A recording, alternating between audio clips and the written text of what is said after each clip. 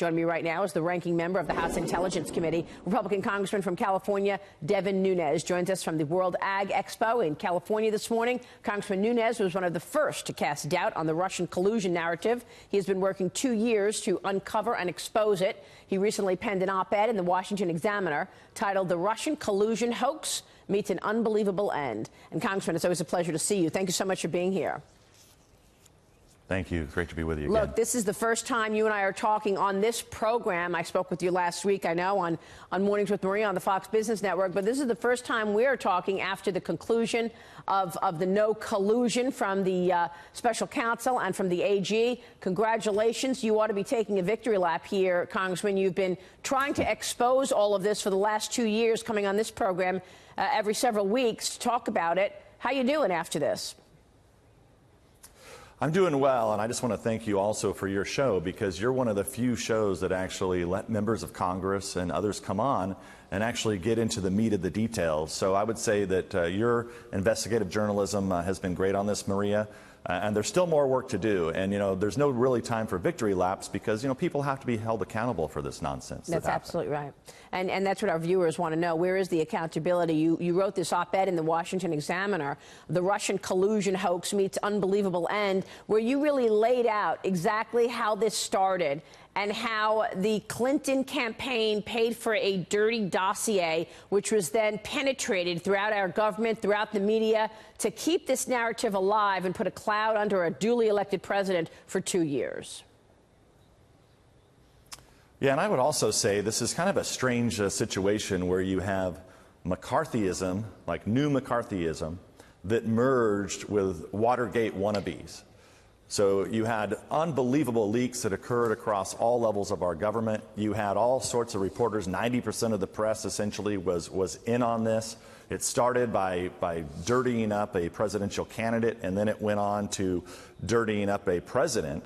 And you had a bunch of, I think, people within FBI, DOJ, we don't know exactly where, but they're like the wannabe, the next Deep Throat, the person who's leaking classified information for the betterment of all society. But in this case, it just got completely out of hand, and we've had unbelievable disclosures of classified information. And this is why we've been working so hard for 2.5 years, waiting for a real attorney general, which we have now, an Attorney General Barr. A grown-up is finally in the room, and which is why we're prepared to do a lot of cleanup here.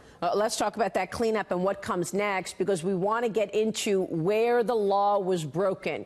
You are going to come out with a list of referrals, and you told me you are ready to hand this over to the AG this upcoming week. What can you tell us about this list of referrals and about the referral of criminal conduct that you are about to release, sir? So we've been working on this for 2.5 years, compiling information, right, as we've continued this investigation. We couldn't really send these criminal referrals over without an attorney general in place. So we're prepared this week to notify the attorney general that we're prepared to send those referrals over and brief him if he wishes to be briefed. We think they're pretty clear. But as of right now, this may not be all of them, but this cleans up quite a bit. We have 8 referrals that we're prepared to send over to the Attorney General this week. All right, so you've got 8 referrals that you're going to send over to the AG this week. Go through those referrals. These are criminal referrals. 2 of them I know are about conspiracy. What can you tell us? Tell us as much as you can in terms of breaking this news this morning that you are prepared to send over 8 criminal referrals next week. What are they, Congressman? So I would say that, first of all of these are classified or sensitive, and so because a lot of them could contain sensitive or classified information. 5 of them are what I would call straight-up referrals, so just referrals that name someone and name the specific crimes. Those crimes are lying to Congress, misleading Congress, leaking classified information. So 5 of them are those types. There are 3 that I think are more complicated. So you mentioned conspiracy. So the question on conspiracy is what, there's the conspiracy statute, and then what do they need to look at under that statute? So on the first one is FISA abuse and other matters. We believe there was a conspiracy to lie to the FISA court, mislead the FISA court by numerous individuals that all need to be investigated and looked at, and we believe the statute is the conspiracy statute. The second conspiracy one is involving manipulation of intelligence. That also could ensnarl many Americans. And so that's kind of the second one. As you know, we've had a lot of concerns with the way intelligence was used. So that would be kind of the two conspiracy recommendations, referrals that we're making. The third is what I would call a global leak referral. So there are about a dozen highly sensitive, classified information leaks that were given to only a few reporters over the last 2.5+ years. So, we don't know if there's actually been any leak investigations that have been opened, but we do believe that we've got pretty good information and a pretty good idea of who could be behind these leaks. It doesn't mean we know all the people that are behind the leaks, because when you read these, a lot of these, they're always anonymous sources. And they always say something to the effect of current and former senior officials. So we think we've got a pretty good idea of who some of the sources are behind these leaks. We don't know if the Department of Justice has been looking at these, but there's just been unprecedented things have happened, and I'll just close with this. You had conversations with the President of the United States and the Prime Minister of Australia leak. You had leaks of the President Trump talking to the Mexican president leak. We all know the travesty of General Flynn. Nobody knows where those supposed transcripts came from. So those are just kind of three examples that are absolutely horrific. But there's things that are even worse that were leaked, and there's only a couple, 2 or 3 reporters involved in this, and so it wouldn't be hard to get to the bottom of. But you've got to. So we're prepared to make those 8 referrals this week. So the 2 on conspiracy, the 1 on global leaks, and then 5 that are more specific on lying, leaking, and misleading Congress. Explain to our audience what criminal referral means, because we've been talking about this as well for 2 years, and our audience wants to know where the accountability is. We already know that there was a criminal referral to Andrew McCabe, the number 2 guy at the FBI. So where does that stand? What does that mean that he was criminally referred? He's out on a book tour. So, viewers are saying, well, okay, he was criminally referred, but he's still on his book tour. So what does that really mean for accountability? I think it's a great question, because people get so frustrated. As I am all over, go around the United States of America and in my district, people are frustrated. They're like, why can't you do anything? People have to understand there's 3 branches of government.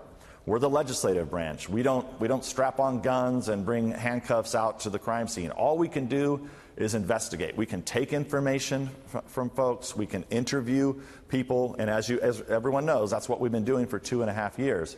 But we don't have the power to arrest or convict. So we have to take these criminal referrals to the Department of Justice with all the information, all the work that we've done. Ask the Department of Justice to take these up. And look, maybe the Department of Justice already has investigations open, and maybe they don't. But they are the investigative arm. Now, it gets more complicated because you have the top officials in the Department of Justice and the FBI that are likely involved in the referrals that we're going to make. So with that said, this is why it's so sensitive, why we want to give this directly to the Attorney General and let him decide how to take these referrals.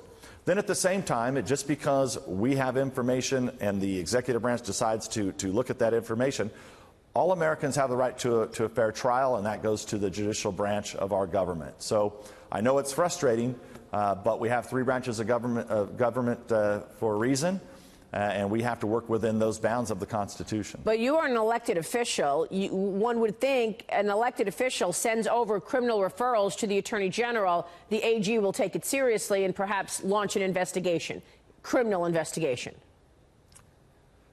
Yeah, I think it's impossible to ignore. Some of these are very straight up. I mean, if they're busting people, if the Mueller team was busting people for lying to the FBI, I mean, there's some pretty simple times when people lied to Congress, misled Congress, for the sole purpose of obstructing our investigation. And remember, what we were trying to get to the bottom of, that was that the Department of Justice and the FBI and the Clinton campaign were essentially taking information from Russians.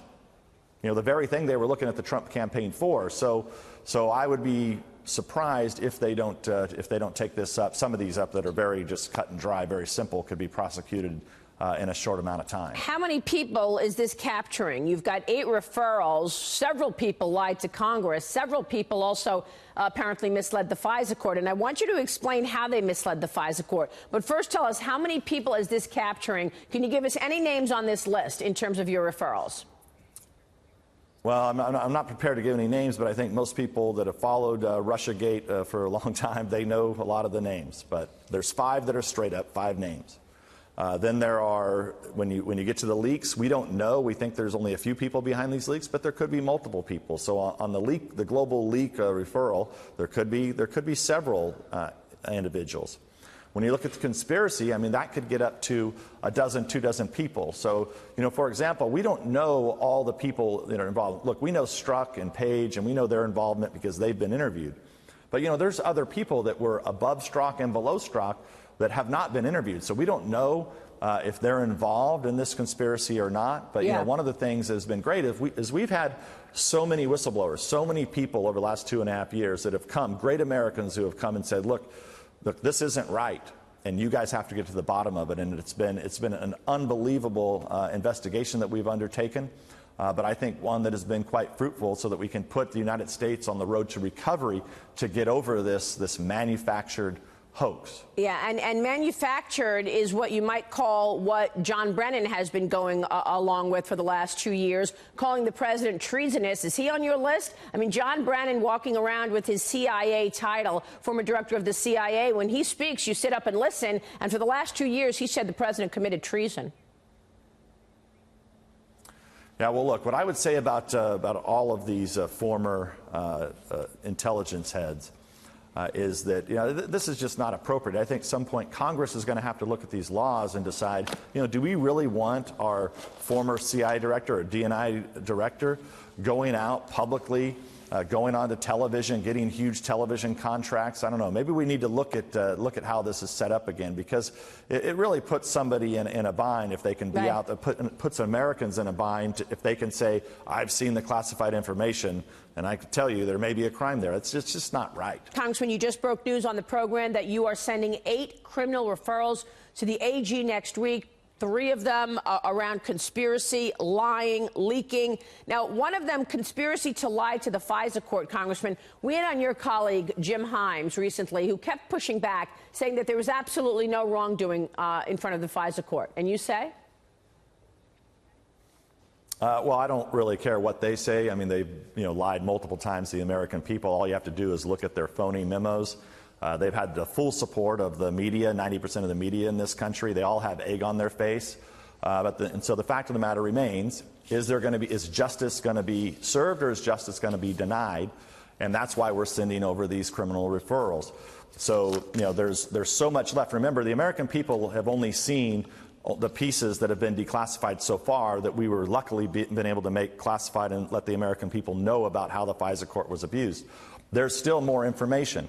I've said this before. This was their insurance policy. A lot of people think the insurance policy was just the overall investigation of the Trump campaign. It's actually much more conspiratorial than that.